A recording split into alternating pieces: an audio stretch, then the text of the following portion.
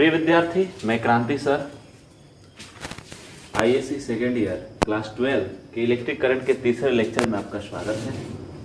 आज के लेक्चर में हम लोग शुरुआत करेंगे करंट डेंसिटी से। ओके, तो पिछली दो कक्षाओं में हम लोगों ने करंट के कंसेप्ट को समझा और ये देखा यूनिवर्स में कॉस्मोलॉजिकल लेवल पर और क्वांटम लेवल पर करंट किस प्रकार जनरेट होते हैं, और हमने ये भी देखा कि हमारा जो एग्जिस्टेंस है उसका मूल कारण जो है वो मूल कारणों में एक करंट भी है। तो आइए हम आज एक ऐसी राशि को डिफाइन करते हैं जो करंट से रिलेटेड है, लेकिन वो ज्योमेट्री पर या स्पेस की ज्योमेट्री पर या जिस सिस्टम से वो फ्लो कर रही है उसकी ज्योमेट्री पर वो डिपेंड नहीं कर रही है। ठीक है, तो आइए हमारे पास जो टॉपिक है वो है करंट डेंसिटी, और इस करंट डेंसिटी को हम समझ रहे हैं। यहाँ पर विद्यार्थी हमारे पास एक कंडक्टर है, हम सिंपली इसको एक कंडक्टर के साथ समझा रहे हैं। हमारे पास एक कंडक्टर है, उस कंडक्टर का जो क्रॉस सेक्शन एरिया है वो ए है, और इस कंडक्टर से कितना करंट फ्लो कर रहा है, तो इस कंडक्टर से फ्लो करने वाला जो करंट है आई। तो एक ऐसी राशि हम डिफाइन कर सकते हैं जो हमें यह बताएगी कि किसी कंडक्टर के यूनिट क्रॉस सेक्शन एरिया से कितना करंट गुजर रहा है, और इस क्वांटिटी को हम लोग कहते हैं करंट डेंसिटी। तो करंट डेंसिटी का मतलब क्या हो गया कि कंडक्टर के इकाई मतलब यूनिट इकाई अनुप्रस्थ काट क्षेत्रफल, अनुप्रस्थ काट क्षेत्रफल जिसको आप क्या कहते हैं इंग्लिश में, क्रॉस सेक्शन एरिया से गुजरने वाली विद्युत धारा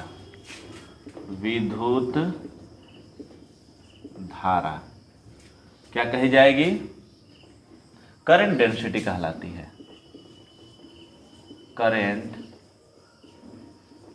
डेंसिटी कहलाती है।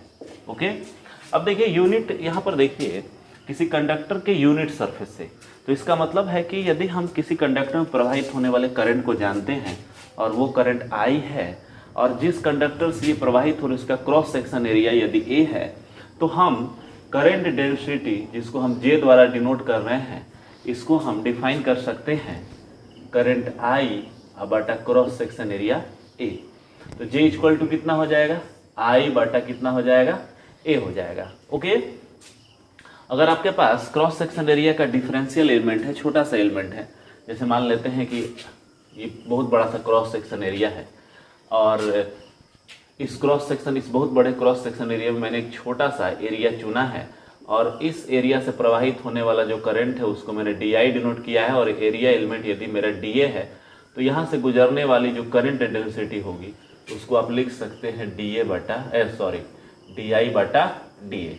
तो आप इसको इस प्रकार पे लिख सकते हैं, J current density equal to D I divide by area D ए।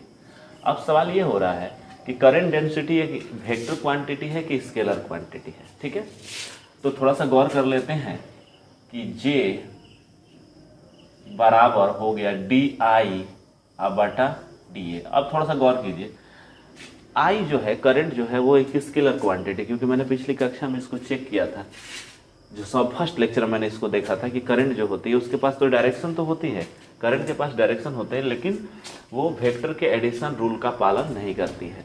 लेकिन एरिया जो एलिमेंट होता है वो एक वेक्टर क्वांटिटी, जैसे मान लेते हैं आपके पास कोई भी एक सरफेस है और इस पर एक छोटा सा आपने एरिया एलिमेंट चुना, तो इस एरिया एलिमेंट का जो डायरेक्शन होगा वो इस सरफेस के परपेंडिकुलर होगा। ओके, तो इस प्रकार आप कह सकते हैं कि एरिया जो एलिमेंट है वो एरिया एलिमेंट वेक्टर क्वांटिटी है। तो जे स्केलर है और एरिया क्या है, वेक्टर है, तो scalar by vector equal to क्या होगा, वेक्टर होगा। तो इस प्रकार आप कह सकते हैं कि करंट डेंसिटी जो होती है एक वेक्टर क्वांटिटी, और अगर आप इसको लिखते हैं तो आप इसको लिखते हैं जे वेक्टर बराबर आई बटा ए वेक्टर, या जे वेक्टर बराबर डी आई बटा डी ए वेक्टर। ओके, तो चलिए हम थोड़ा सा आगे बढ़ रहे हैं और हम यहाँ लिख सकते हैं कि करेंट डेंसिटी एक वेक्टर क्वांटिटी है। ओके, करंट डेंसिटी कैसी राशि है? एक वेक्टर क्वांटिटी। थोड़ा सा यूनिट देख लेते हैं इसका। जे का यूनिट क्या हो जाएगा? करंट के लिए हम क्या लिख सकते हैं? एम्पियर, और एरिया के लिए मीटर स्क्वायर। तो करंट डेंसिटी का जो यूनिट होगा एम्पियर प्रति मीटर स्क्वायर हो जाएगा। ओके, कोई दिक्कत यहाँ तक? अब सवाल ये होता है कि करंट डेंसिटी यदि एक वेक्टर क्वांटिटी है तो इसका डायरेक्शन किस दिशा में होगा? तो हम कह सकते हैं कि यहाँ ये वाले ये जो दो इसके फॉर्मूले हैं या इसकी जो परिभाषा है उससे तो ये स्पष्ट हो रहा है कि करंट डेंसिटी की जो दिशा होती है वो क्रॉस सेक्शन एरिया के अनुदिश होगी। ठीक है, जैसे यहाँ पर देखिए क्रॉस सेक्शन एरिया अगर आपको यहाँ है, ये है, तो या तो करंट डेंसिटी ए वेक्टर के अपोजिट डायरेक्शन में होगी या ए वेक्टर की दिशा में होगी। जैसे यदि करंट डेंसिटी पॉजिटिव है तो इसका मतलब है कि क्रॉस सेक्शन एरिया और करंट एक ही दिशा में, एक ही दिशा को डिनोट कर रहे हैं। यदि करंट डेंसिटी के मान ऋणात्मक है तो इसका मतलब क्रॉस सेक्शन एरिया और करंट जो है वो एक दूसरे के विपरीत दिशा में है। लेकिन इतना तो स्पष्ट है कि करंट डेंसिटी का मान क्रॉस सेक्शन एरिया के अनुदिश ही हो सकता है, या तो वो उसके दिशा में हो, करंट फ्लो की दिशा में हो, या करंट फ्लो के विपरीत दिशा में हो। लेकिन ये हमें इतना बेहतरीन आइडिया नहीं देता है डायरेक्शन को समझने के लिए। ठीक है, तो डायरेक्शन को समझने के लिए हमको क्या करना है? करंट डेंसिटी के डायरेक्शन को समझने के लिए हमें सबसे पहला काम करना है कि इस कंडक्टर के अंदर जो करंट डेंसिटी है या जो करंट डेंसिटी फ्लो कर रही है इसके माइक्रोस्कोपिक वैल्यू को कैलकुलेट करना है कि इस कंडक्टर के अंदर सूक्ष्म स्तर पर क्या हो रहा है, ताकि हम करंट डेंसिटी के डायरेक्शन को और करंट क्यों फ्लो करता है, करंट डेंसिटी क्यों होती है, उसको समझ सके। तो चलिए हम इसी कंडक्टर पर आगे बढ़ रहे हैं। ठीक है, तो इस कंडक्टर पर जब हम आगे बढ़ रहे हैं तो सबसे हम पहला काम करते हैं कि इस कंडक्टर को हमने लिया है, इसका क्रॉस सेक्शन एरिया ए है, हम इसके लेंथ को एल मान लेते हैं। कितना मान लिया मैंने? एल मान लिया। ओके, हमने इसके लेंथ को कितना ले लिया है? एल ले लिया है। और चूंकि ये कंडक्टर है तो कंडक्टर का डेफिनेशन क्या होता है कि इसमें फ्री इलेक्ट्रॉन होते हैं, और ये इलेक्ट्रॉन क्या होता है, इस पूरे कंडक्टर में फ्लो कर सकते हैं। ठीक है, तो इसमें अगर किसी कंडक्टर में नंबर ऑफ फ्री इलेक्ट्रॉन या number of free charge career जितने ही अधिक होंगे उस कंडक्टर में करंट उतना ही ज़्यादा फ्लो करेगा। ठीक है, तो हम यहाँ मान लेते हैं कि इस टॉपिक इसको हम थोड़ा सा एक टॉपिक के रूप में लिख देते हैं, और ये है जो हमारा, ये तो आप लोग समझ गए होंगे। ठीक है, तो एक काम करते हैं कि हम एक टॉपिक लिख लेते हैं, और वो टॉपिक है relation between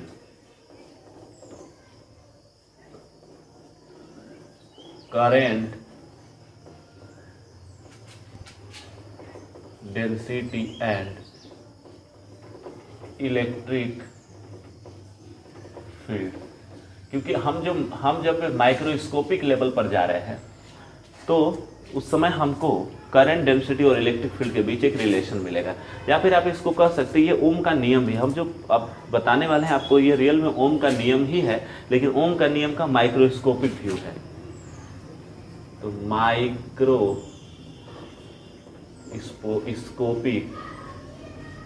view of Ohm's law.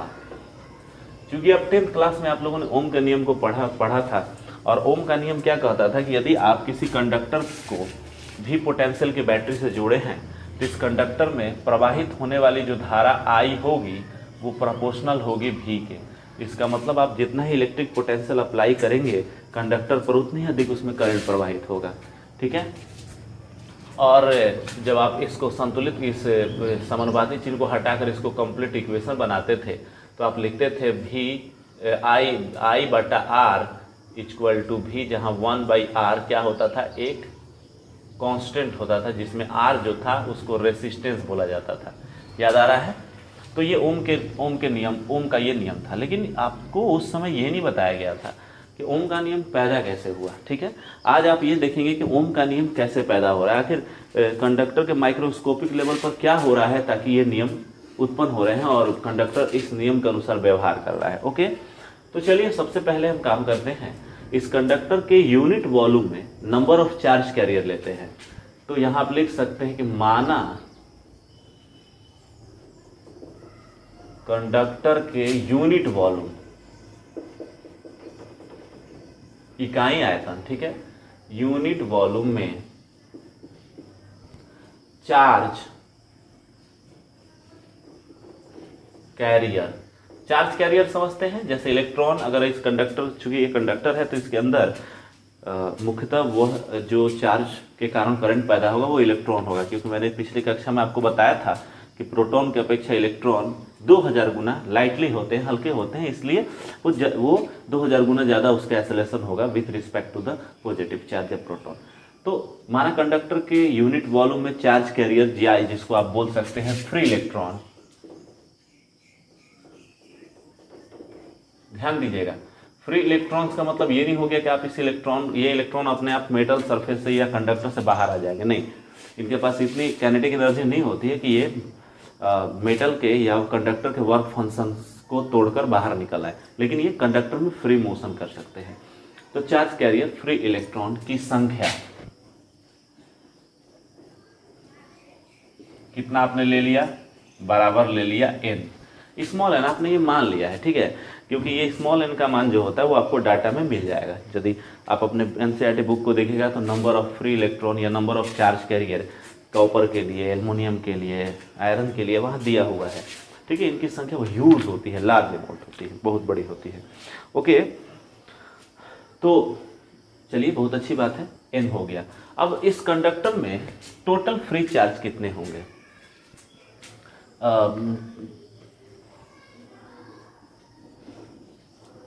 Total charge in conductor, या आप लिख सकते हैं कंडक्टर में कुल आवेश, कंडक्टर में कुल फ्री चार्ज। फ्री चार्जेस का मतलब क्यों फ्री चार्ज मैं क्यों ले रहा हूं? चूंकि कंडक्टर के अंदर तो बहुत सारे चार्ज हैं, ठीक है। अब कंडक्टर के एटम में न्यूक्लियस भी है, वो भी एक चार्ज पार्टिकल है क्योंकि प्रोटॉन है वहां पर, लेकिन मैं फ्री केवल चार्ज को ले रहा हूं। और इस चार्ज को मैं किससे डिनोट कर रहा हूं? मैं इस चार्ज को डिनोट कर सकता हूं क्यू से, ठीक है। आप डी क्यू से भी डिनोट कर सकते हैं, लेकिन मैंने इसको किससे डिनोट किया है? क्यू से डिनोट किया है। तो क्यू इक्वल टू कितना हो जाएगा? चार्ज बराबर, चूंकि इस कंडक्टर पर थोड़ा सा गौर कीजिए, इस कंडक्टर के यूनिट वॉल्यूम में n चार्ज है, इस कंडक्टर के यूनिट वॉल्यूम में n फ्री इलेक्ट्रॉन है या n चार्ज कैरियर है, और प्रत्येक चार्ज कैरियर जो है वो इलेक्ट्रॉन है, तो इसका मतलब इलेक्ट्रॉन का वहाँ हम चार्ज लेंगे, और साथ में इसका अगर टोटल कंडक्टर में हम चार्ज कैलकुलेट करना चाहते हैं तो वॉल्यूम से मल्टीप्लाई करेंगे। तो सबसे पहले n number of total charge carriers into प्रत्येक चार्ज कैरियर पर चार्ज कितना है? स्मॉल e है, और वॉल्यूम कितना है? क्योंकि पूरे कंडक्टर के लिए हमको कैलकुलेट करना है तो इसका वॉल्यूम भी चाहिए, तो वॉल्यूम कितना हो जाएगा? तो क्रॉस सेक्शन एरिया a है और लेंथ कितना है? l है, तो ये हो गया q बराबर small n e a into l। ये number of charge carrier per number of charge carrier per unit volume, ये charge of each free electron या charge of each free charge carrier, और a हो गया cross section area, l हो गया length, और a into L equal to हो गया कंडक्टर का वॉल्यूम। तो ये आपको q बराबर हो गया n e a into L, ये आपको चार्ज का मान हो गया। ओके, अब देखिए इतने चार्ज जो हैं वो इस कंडक्टर में फ्री है, तो अगर हम कोई इलेक्ट्रिक फील्ड अप्लाई कर रहे हैं, क्योंकि हमने पोटेंशियल भी यहाँ अप्लाई किया है, भी पोटेंशियल से जोड़ा है, तो क्या होगा? इस कंडक्टर के अंदर एक इलेक्ट्रिक फील्ड जनरेट होगा जिसकी दिशा जो कंडक्टर के लेफ्ट सरफेस से राइट सरफेस की ओर होगी, और ये इलेक्ट्रिक फील्ड क्या करेगा? इसके अंदर उपस्थित जो इलेक्ट्रॉन हैं उन इलेक्ट्रॉन को यह मोशन कराना, एक्सेलरेशन कराना शुरू कर देगा, और ये जो एक्सेलरेशन होगा ये इलेक्ट्रिक फील्ड के अपोजिट दिशा में होगा। ओके, तो चलिए इसके कारण क्या होगा? जब इलेक्ट्रॉन मोशन करेंगे तो जाहिर तौर पर है कि करंट इंड्यूस होगा, तो ये करंट उत्पन्न होगा, इंड्यूस नहीं कहेंगे क्योंकि वो मैग्नेटिक इंडक्शन में उसका शब्द का इस्तेमाल करते हैं हम लोग, तो इसलिए इलेक्ट्रिक करंट कितना होगा? I equal to Q by time T होता है। अब करंट की डेफिनेशन भी है कि charge flow with respect to the time is called current. I equal to Q by कितना हो गया, टी हो गया। ओके, तो I यहीं पर Q की जगह पर n small e a into L by कितना होगा, टी होगा। कोई दिक्कत? उम्मीद है आपको दिक्कत नहीं होगा यहाँ।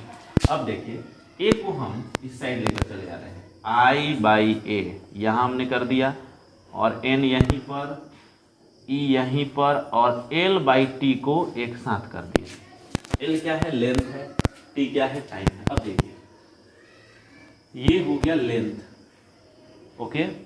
और यदि लेंथ में आप, एल लेंथ है और यदि आप इसमें टी से डिवाइड करते हैं तो लेंथ बटा टाइम इक्वल टू क्या होगा, स्पीड भी या वेलोसिटी भी होगी।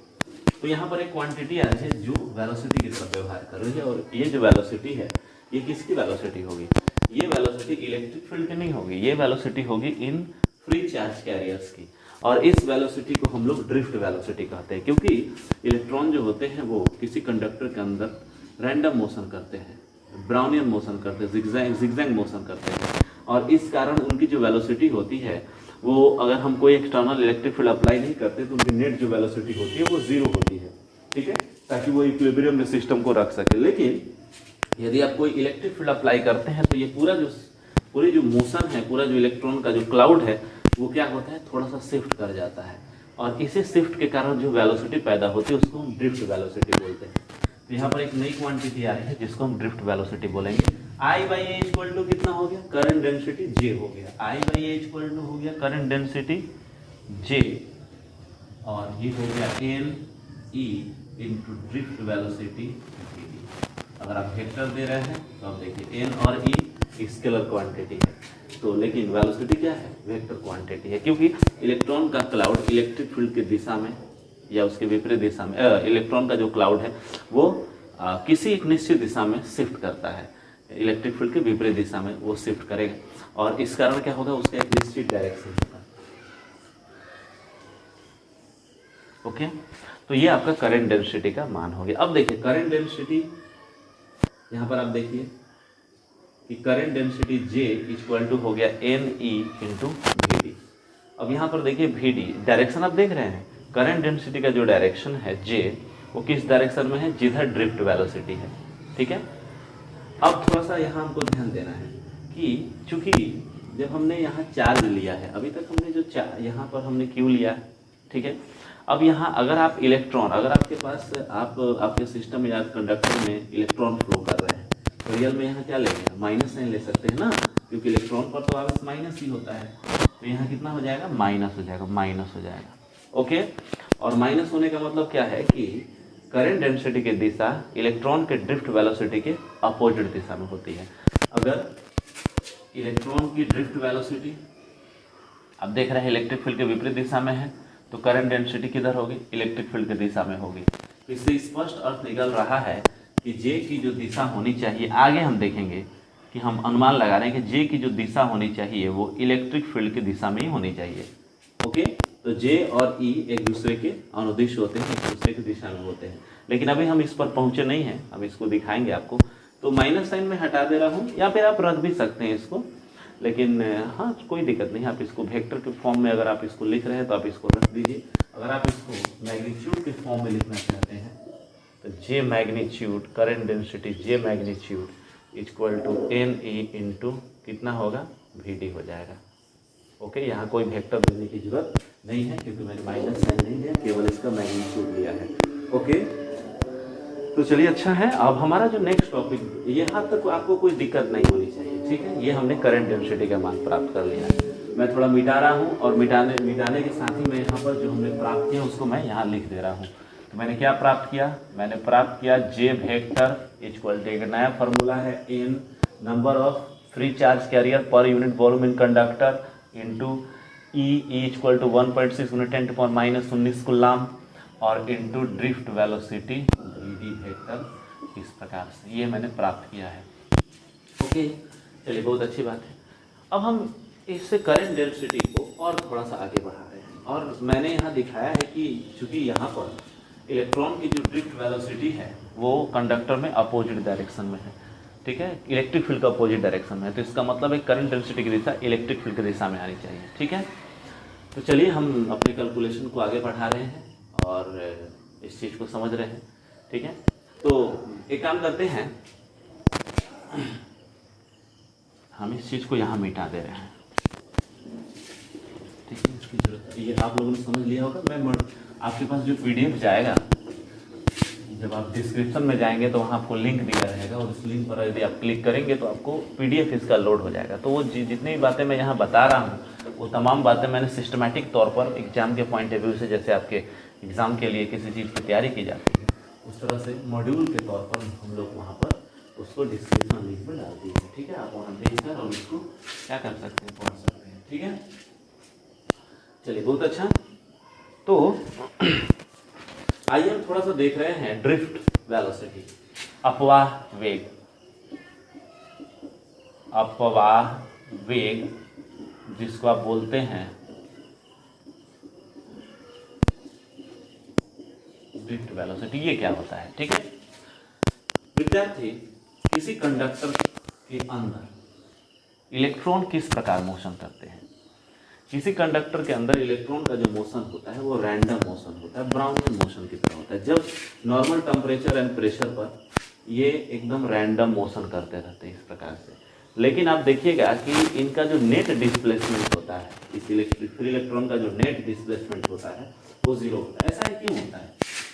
इसलिए कि कोई भी कंडक्टर जो होता है उसमें केवल ऐसा नहीं केवल फ्री इलेक्ट्रॉन ही होते हैं, उसके अंदर क्रिस्टल होते हैं, ठीक है, उसके हैवी न्यूक्लियस होते हैं। तो जब फ्री इलेक्ट्रॉन मोशन करते हैं तो अपने आसपास के अन्य फ्री इलेक्ट्रॉन से या क्रिस्टल से या न्यूक्लियस के इलेक्ट्रोमैग्नेटिक न्यूक्लियस के चारों तरफ जो फील्ड होते हैं उस फील्ड से टकराते रहते हैं। और इस कारण क्या होता है कि हर एक टक्कर के बाद, हर एक टक्कर, जैसे मान लीजिए यहाँ से चला यहाँ टकराया, हर एक टक्कर के बाद उसके जो डायरेक्शन होते हैं वो जिगजैग तौर पर बदल जाते हैं, मतलब उसका कोई फिजिक्स नहीं होगा, ठीक है। ऐसी बात नहीं कि आप कहेंगे नहीं यहाँ टकराने के बाद यहाँ टकराने के बाद यहाँ होगा। हर एक टक्कर के बाद इलेक्ट्रॉन अपना पास्ट भूल जाता है, ठीक है, उसको ये याद नहीं रहता है, ये इंफॉर्मेशन उसके पास नहीं रहती कि वो पहले कहाँ था। तो ऐसे मोशन को हम लोग कहते हैं ब्राउनियन मोशन या रैंडम मोशन, जिसमें पार्टिकल अपने पास्ट को क्या कर जाता है, भूल जाता है। तो इस प्रकार के मोशन में नेट डिस्प्लेसमेंट जो होता है इलेक्ट्रॉन क्लाउड का वो जीरो होता है, ठीक है। अगर मान लीजिए यहाँ इलेक्ट्रॉन क्लाउड है और ये जिगजैग मोशन कर रहे हैं और इलेक्ट्रिक फील्ड हमने अप्लाई किया है, नहीं अप्लाई किया है, तो इनका नेट डिस्प्लेसमेंट नहीं होगा। लेकिन क्या होगा यदि हम इलेक्ट्रिक फील्ड अप्लाई करते हैं, तो इलेक्ट्रिक फील्ड अप्लाई करने पर इलेक्ट्रॉन का जिगजैग मोशन तो वैसा ही रहेगा, लेकिन ये पूरा जो क्लाउड है, इलेक्ट्रॉन का पूरा जो क्लाउड है वो थोड़ा सा शिफ्ट कर जाएगा, ये सेंटीमीटर के कोटि में थ्रू एकदम। अब ये देखिए ये क्या हो गया, थोड़ा सा इस प्रकार से जो क्लाउड है जिसको मैं बनाने का प्रयास कर रहा हूँ, ये क्या हो गया, शिफ्ट कर गया, देख रहे हैं, थोड़ा सा ये पूरा क्लाउड शिफ्ट कर जाता है। और ये शिफ्ट जो होता है वो सेंटीमीटर की कोटि में होता है, और इसके कारण क्या होता है कि एक करंट जनरेट होते हैं, मतलब इसके कारण इलेक्ट्रॉन के शिफ्ट के कारण एक करंट जनरेट होते हैं, ओके। तो इस प्रकार के जो मोशन होते हैं इनको हम लोग कहते हैं ड्रिफ्ट मोशन या ड्रिफ्ट वेलोसिटी, और इस वेलोसिटी को हम लोग कहते हैं ड्रिफ्ट वेलोसिटी, और इस वेलोसिटी को हम डिनोट कर सकते हैं VD, क्योंकि यह वेलोसिटी ऐसा लग रहा है कि जैसे ये ड्रिफ्ट कर रही है, मतलब फिसल रही है, थोड़ा थोड़ा बढ़ रही है, अगले टर्म में यहाँ आ जाएगी, अगले टर्म में यहाँ आ जाएगी, अगले टर्म में यहाँ आ जाएगी, ये ड्रिफ्ट कर रही है, जैसे खिसक रही है। तो ऐसी वेलोसिटी को हम लोग कहते हैं ड्रिफ्ट वेलोसिटी। और इसको आप डिफाइन भी कर सकते हैं कि इसकी परिभाषा क्या है, कि इसकी परिभाषा है चालक के अंदर उपस्थित भारी आयनों से टक्कर के कारण इलेक्ट्रॉन भी लिख सकते हैं, इलेक्ट्रॉन्स भी लिख सकते हैं, या फिर आप लिख सकते हैं इसको चार्ज कैरियर, क्योंकि अगर कोई, जैसे मान लीजिए आपके पास कोई केमिकल रिएक्शन हो रहा है और उस केमिकल रिएक्शन में करंट पैदा हो रहे हैं, तो ऐसे जरूरी थोड़ा कि वो इलेक्ट्रॉन के कारण पैदा होंगे, वो किसी आयन के कारण भी पैदा हो सकते हैं। टक्कर के कारण इलेक्ट्रॉन या आयंस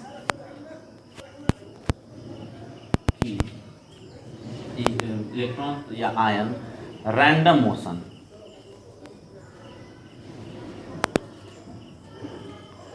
करते रहते हैं।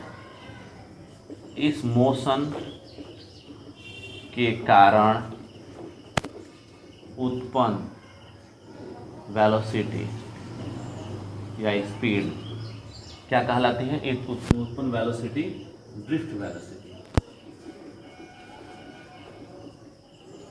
कहलाती है। ओके, कोई दिक्कत?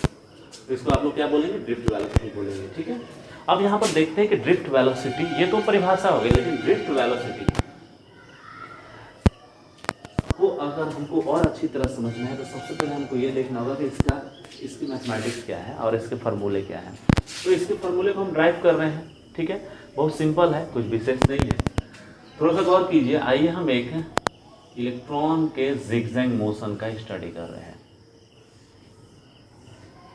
थोड़ा ध्यान दीजिए। मैंने बताया कि हर एक टक्कर के बाद ये अपने पास्ट को भूल जाते हैं। ये जो आयन है अपने पास्ट को क्या करते हैं? भूल जाते हैं। और उस प्रकार के मोशन को हम लोग क्या कहेंगे? ब्राउनियन या रैंडम मोशन, या इस प्रकार के मोशन से ड्रिफ्ट वेलोसिटी पैदा होती है। तो चलिए, इसका क्या मतलब है कि हर एक टक्कर के बाद आयन की वेलोसिटी कितनी हो जाती है? 0 हो जाती है, और वो फिर वहां से स्टार्ट करता है। क्योंकि अगर वेलोसिटी उसकी 0 नहीं होती टक्कर के बाद, कोलिजन के बाद, तो इसका मतलब उसको वो अपने पास्ट के इंफॉर्मेशन को रिकवर रखता है। लेकिन ऐसा नहीं होता है। तो यहाँ पर से हम शुरू कर रहे हैं और चूंकि अब देखिए, कहीं कहीं टक्कर का जो अंतराल है बड़ा है, कहीं टक्कर का अंतराल छोटा है, कहीं देर तक चार्ज जो है वो फ्री तौर पर मोशन कर रहे हैं, और कहीं जल्दी जल्दी वो टकरा जा रहे हैं। तो इसलिए हम जो ड्रिफ्ट वेलोसिटी प्राप्त करेंगे वो एक एवरेज होगा, इन सभी का। तो चलिए हम यहाँ से शुरू करते हैं। इस पाथ के लिए हम इनिशियल वेलोसिटी जो है इलेक्ट्रॉन की कितना मान रहे हैं? 0, क्योंकि अब टक्कर करने के बाद अपने सारे इंफॉर्मेशन को ये खो चुकी है। और जब यहाँ ये पहुँचती है तो इसकी वेलोसिटी को मैंने डिनोट किया है Vd। ठीक है, ड्रिफ्ट वेलोसिटी। और इस यहाँ से यहाँ पहुँचने में इसको जो टाइम लगा, उस टाइम को हमने कहा टाउ, और ये है मीन फ्री टाइम। आप कहेंगे मीन फ्री टाइम क्या होता है? तो देखिए, यहाँ पर हर एक कोलिजन में कुछ समय लग रहा है। एक कोलिजन के बाद दूसरे कोलिजन करने के बीच में इलेक्ट्रॉन फ्री है, और वो फ्री मोशन कर रहा है, एक्सेलरेट कर रहा है, फिर जाकर वो टकरा जा रहा है। तो दो क्रमागत टक्करों के बीच जो समय लगता है, उस समय का मीन वैल्यू, एवरेज वैल्यू जो होता है, वो मीन फ्री टाइम कहा जाता है। क्योंकि यहाँ ज़्यादा समय ले रहा है, तो यहाँ जो है जल्दी टक्कर हो जा रहा है, तो कम समय ले रहा है, तो इसका कोई एक वैल्यू नहीं होता है। इसका एक एवरेज वैल्यू हम निकालते हैं, और इसको हम लोग टाउ से डिनोट हमने किया है। ओके, यहाँ पर देखिए, मीन फ्री टाइम को मैंने किससे डिनोट किया है? टाउ से डिनोट किया। अब इस पूरी प्रोसेस में ये पॉइंट ए ले रहे हैं और पॉइंट बी ले रहे हैं, हम ड्रिफ्ट वेलोसिटी की गणना कर रहे हैं। ओके विद्यार्थी, अगर यहाँ इलेक्ट्रॉन है तो इलेक्ट्रॉन का एक्सेलरेशन कितना होगा? एक्सेलरेशन ऑफ इलेक्ट्रॉन, तो इलेक्ट्रॉन का चार्ज ई है, इलेक्ट्रिक फील्ड कितना है? कैपिटल ई है, और बटन में मास कितना है? ME है। लेकिन चार्ज जो होता है वो कैसा होता है? एक ऋणात्मक, इलेक्ट्रॉन पर जो चार्ज होता है वो -E होता है, इसलिए मैंने माइनस लगा दी। अब इस क्वांटिटी को आपको उठाना है, और इस क्वांटिटी को उठाकर आपको ड्रिफ्ट वेलोसिटी कैलकुलेट करने के लिए उसको पुट कर देना है। तो सिंपल गति के समीकरण से आप जानते हैं कि final velocity Vd equal to initial velocity V0 और plus acceleration into time t, V बराबर U प्लस AT के फॉर्मूले पर। ठीक है, तो ये तो 0 है ना, ये 0 है, और Vd बराबर कितना हो गया? ये तो निकालना ही है। Vd बराबर हो गया आपको A minus E capital E बटा मास ऑफ इलेक्ट्रॉन और into mean time period tau. Okay, तो ये आपके ड्रिफ्ट वेलोसिटी का मान हो गया। अब देखिए ड्रिफ्ट वेलोसिटी, यहाँ देखिए इससे भी स्पष्ट है कि ड्रिफ्ट वेलोसिटी जो है वो वेक्टर क्वांटिटी वो तो है, और उसकी जो दिशा है वो electric field, applied electric field के अपोजिट दिशा में। और आपने ये भी देखा था किसी कंडक्टर के अंदर, यहाँ पर भी आप देख लीजिए, यहाँ पर कि इलेक्ट्रिक फील्ड लेफ्ट से राइट की ओर जा रही है, तो इलेक्ट्रॉन राइट से लेफ्ट की ओर जा रहे हैं। तो इससे भी स्पष्ट है कि ड्रिफ्ट वेलोसिटी और इलेक्ट्रिक फील्ड एक दूसरे के अपोजिट दिशा में होंगे। ओके, तो ये आपको ड्रिफ्ट वेलोसिटी का मान होंगे। ड्रिफ्ट वेलोसिटी का जो है वो टाउ के प्रोपोर्शनल है। इसका मतलब है कि एक्सेलरेट करने के लिए दो क्रमागत टक्करों के बीच एक्सेलरेट करने के लिए अगर लंबा समय मिलता है तो वेलोसिटी बढ़ती जाएगी, और यदि टक्कर जल्दी जल्दी हो रहे हैं तो वेलोसिटी क्या होगी, घट जाएगी। साथ ही मास पर डिपेंड करता है। इसका मतलब है कि जिसका मास जितना ही कम होगा उतनी ही ड्रिफ्ट वेलोसिटी अधिक होगी। तो यहाँ पर देखिए इलेक्ट्रॉन का मास जो होता है वो प्रोटॉन के मास से 2000 गुना कम होता है। तो इसका मतलब है कि इसकी जो ड्रिफ्ट वेलोसिटी है 2000 टाइम लार्जर होगी with respect to the proton. इसीलिए क्या होगा कि ड्रिफ्ट वेलोसिटी अधिक होने के कारण करंट डेंसिटी जो होगी वो भी इलेक्ट्रॉन के कारण अधिक होगी देन रिस्पेक्टली पॉजिटिव आयन के कारण। इसका तो ये भी एक कारण हो सकता है, ये भी एक कारण है। उसी कारण का ये इंटरप्रेशन है कि क्यों किसी कंडक्टर में मुख्यतः इलेक्ट्रॉन के मोशन के कारण करंट पैदा होते हैं। ठीक है, तो चलिए हम बहुत सारी चीज़ें हैं इसमें, बहुत सारे डिस्कशन करेंगे तो लंबा समय लगेगा। अब हम इसको ले आकर करंट डेंसिटी में पुट कर देते हैं। तो लिखेंगे पुट इन जे वेक्टर, यहाँ देखिए equal to -n e V D vector, इसमें पुट कर देना है। चलिए पुट कीजिए, J vector equal to -n e और वी डी की जगह पर कितना हो जाएगा -e कैपिटल E वेक्टर बटा मास ऑफ इलेक्ट्रॉन और into mean free time tau.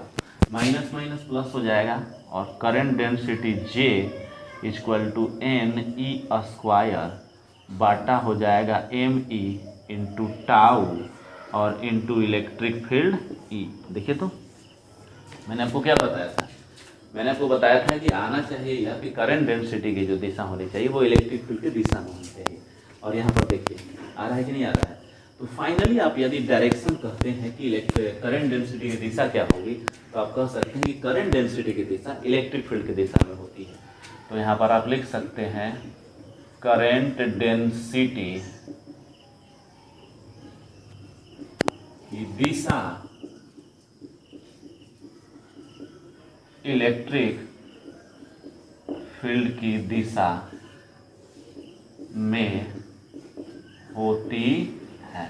Okay, इतना लिखने की जरूरत नहीं है, इतना बच्चों की तरह नहीं लिखना है, बस आपको लिख देना है यहाँ पर जे कैप बराबर ई कैप। ओके, कोई दिक्कत? तो यहाँ पर आपने देखा करंट डेंसिटी और इलेक्ट्रिक फील्ड के बीच क्या आ गया, आपका एक रिलेशन आ गया। और ये जो रिलेशन है यही है microscopic view of Ohm's law. मैं इसको दिखाऊंगा कैसे, कोई दिक्कत? तो चलिए बहुत अच्छी बात है कि हमने यहाँ तक प्राप्त कर लिया है। और आज की जो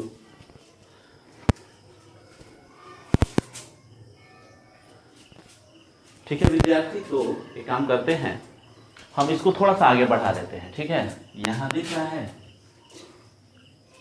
यहाँ नहीं दिख रहा है।